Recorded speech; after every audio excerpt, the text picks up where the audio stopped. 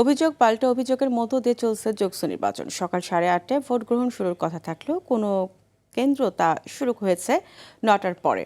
এরই মধ্যে ছাত্রদল ও ছাত্র শিবির সমর্থিত উভয় প্যানেল নির্বাচন কমিশনের দিকে পক্ষপাতিত্বের অভিযোগ তুলেছে। আর ছাত্র শক্তির প্যানেল অভিযোগ করেছে নির্বাচনে ছাত্রদল ও ছাত্র শিবিরকে বিশেষ সুবিধা দিচ্ছে নির্বাচন কমিশন। এছাড়াও তারা ছাত্র শিবিরের পক্ষে ভোট চাওয়ার অভিযোগ করেছে শৃঙ্খলার দায়িত্বে থাকা বিএনসিসির সদস্যদের বিরুদ্ধে। এদিকে নির্বাচন কমিশনের নিরপেক্ষতা নিয়ে প্রশ্ন তুলেছে ইউনিভার্সিটি টিচার্স লিংক নামে শিক্ষকদের একটি সংগঠন। অন্যদিকে ক্যাম্পাসের মধ্যে অবৈধভাবে প্রবেশের অভিযোগে নারীসহ একাধিক ব্যক্তিকে পুলিশে সোপর্দ করেছে শিক্ষার্থীদের একটি অংশ। তবে অপ্রতিকার পরিস্থিতি মোকাবেলায় কঠোর অবস্থানে রয়েছে আইনশৃঙ্খলা বাহিনী।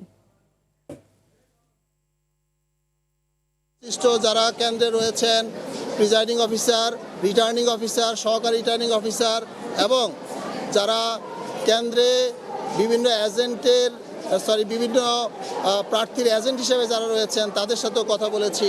সবাই এই নির্বাচনের ব্যাপারে পজিটিভ মত দিয়েছেন, ভালো শান্তিপূর্ণভাবে নির্বাচন হচ্ছে।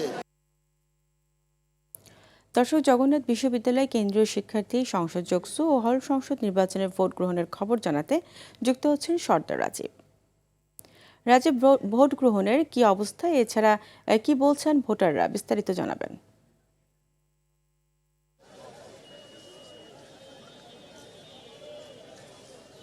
হ্যাঁ, আমি এই মুহূর্তে রয়েছি জগন্নাথ বিশ্ববিদ্যালয়ের ঠিক প্রধান ফটকের সামনে। আমরা যদি একটু দেখাই যে এখনও কিন্তু এইখানে ভোটারদের উপস্থিতি লক্ষ্য করা যাচ্ছে, অর্থাৎ এখন প্রায় 2টো বাজে, তারপরেও কিন্তু এখনও ভোটাররা আসছেন এবং ভোট দেওয়ার জন্য ভেতরে প্রবেশ করছেন। যদিও মাইকে বারবার বলে দেওয়া হচ্ছে 3টার পরে ক্যাম্পাসের ফটক বন্ধ হয়ে যাবে, অর্থাৎ যারা এখনও সড়কে বা আশেপাশে অবস্থান করছে, অর্থাৎ ক্যাম্পাসের বাহিরে অবস্থান করছেন, সেই সকল ভোটারদের অচিরেই ভেতরে প্রবেশ করার জন্য বলা হচ্ছে, যেহেতু 3টার পরে আর ভেতরে কেউ ঢুকতে দেওয়া হবে না।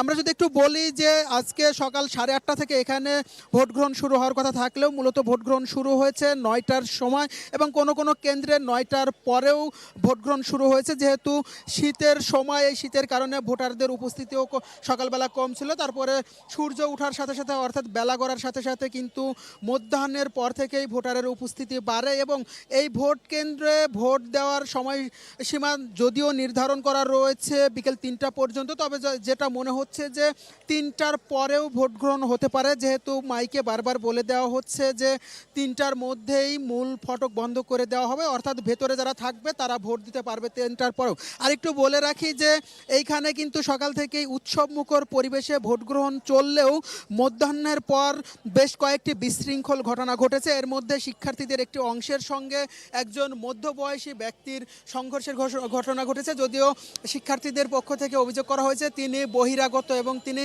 নির্বাচন পরিচালনার কোনো দায়িত্বের সাথেও নেই, এমনকি তিনি শিক্ষার্থীও নয়, তারপরেও তিনি অবৈধভাবে বা জোর করে ভেতরে প্রবেশের চেষ্টা করেন, এরপরেই তারা বাধা দেন।